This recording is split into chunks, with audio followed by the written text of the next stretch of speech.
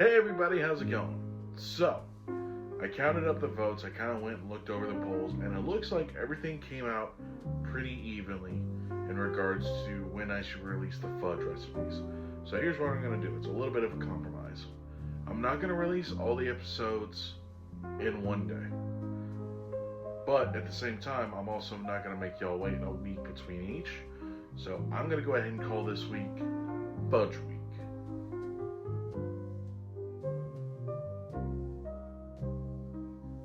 Now, with Fudge Week, what we're going to do is we're going to go ahead and release this video with this recipe.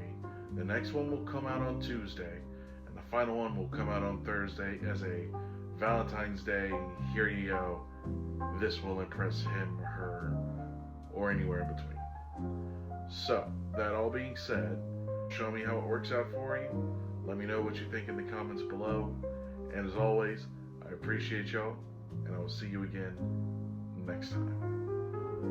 All right, ingredients on the board, and it's time to go. Now, there's only about 6 ingredients here, but as I learned the hard way last night, things can go real wrong real quick.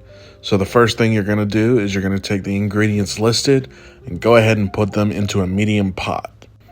Once everything is in, you're going to cut on the heat and stir everything together until the sugar is dissolved and everything is nice and smooth. Now, I will give you a fair warning.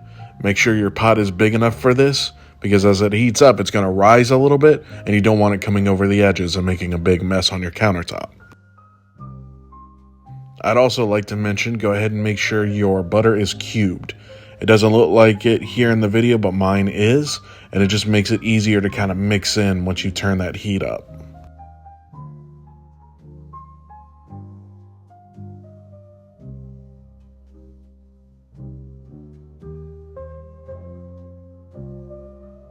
Now, once everything is stirred up and the sugar's dissolved, go ahead and cut your heat on to medium and continue to stir for another about 5 to 6 minutes, I would say, or until your mix thickens and it begins to simmer beneath your spoon. If you followed me for a minute, you know I like to use the back of the spoon to kind of tell how thick my mixture is. And once it's to your desired thickness, go ahead and dump in your white chocolate and mix that in as well.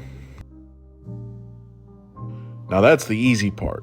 The hard part is next. It's pouring it into the pan and letting it chill overnight. Or if you're not doing it overnight, at least let it freeze for about 5 hours. Keep in mind, if you do pop it in the freezer, it may come out hard, so you'll have to let it sit out to get to the right consistency that you want. Or if you want some hard fudge, be my guest. If you want to cut back on some of the sweetness, as you'll see here in a second, go ahead and add some sea salt to the top of this caramel mixture before you freeze it or you chill it, and that way it can cut some of that sweetness. Now, once everything's said and done, you should be able to take it out of the 8x8 pan, and it should stand up on its own and be nice and thick.